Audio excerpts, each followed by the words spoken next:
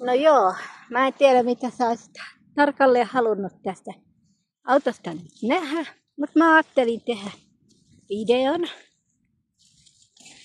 Vaikka mä nyt mikään somevaikuttaja oo, mutta kyllähän tää on siis tällainen perus. Siinä on tällaiset kankaiset päälliset ja tossa on tollanen radiot ja nämä kaikki toimii tietysti.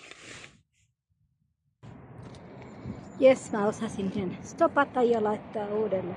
Tässä on vähän tätä yleiskuvaa tästä. Tohon tosiaan tömähti, että kyllä mä olisin perhana tuolla autolla vielä ajanut pitkään, mutta ei mulla ole varaa vaan yksinkertaisesti korjuuttaa tota. Ja tyhmähän mä olin tietenkin, kun ajattelin, että säästänpä tässä nyt upeasti rahaa, jos minä otan sen kaskon pois. En ole kyllä kellekään kehannut kertoa sitä.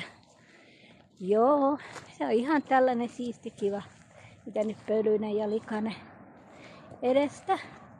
Niin tästä kyllä varmaan joku saisi niinku auton. Sitten ehjä puoli. Mennään tänne näin. Tuo ovi ei aukee. Sitä on kyllä yritetty. Mutta se ei aukee. Ja tosiaan nuo turvatyynyt, ne laukes silloin.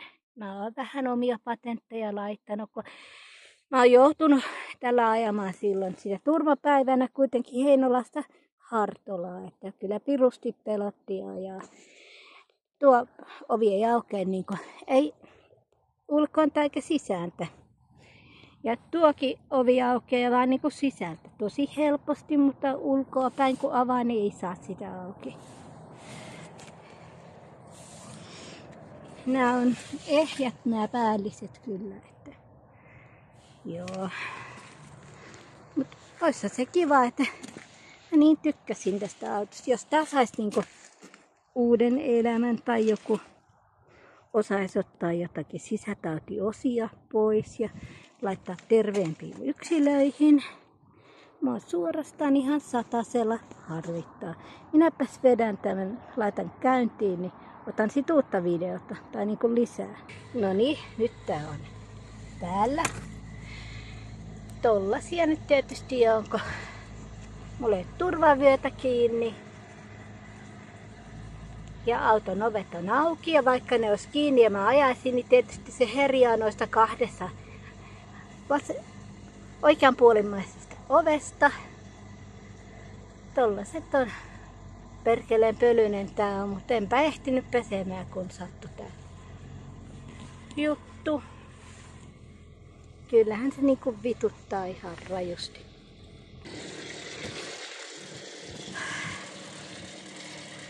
Joo, laitetaan valot täällä kohta. Eikö mehän on tuossa, ei panna aurinkoa vasten. Sama täällä. Kyllähän nuo valot toimii, ei vaan näy kun tuossa on toi aurinko haittana. Tää on tällainen. Se ei niinku vaan lähe auki.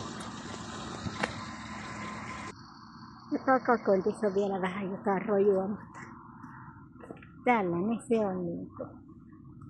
Noi kivasti saa heittää noi takapenkit tonne eteen, niin voi vaikka mitä kivaa.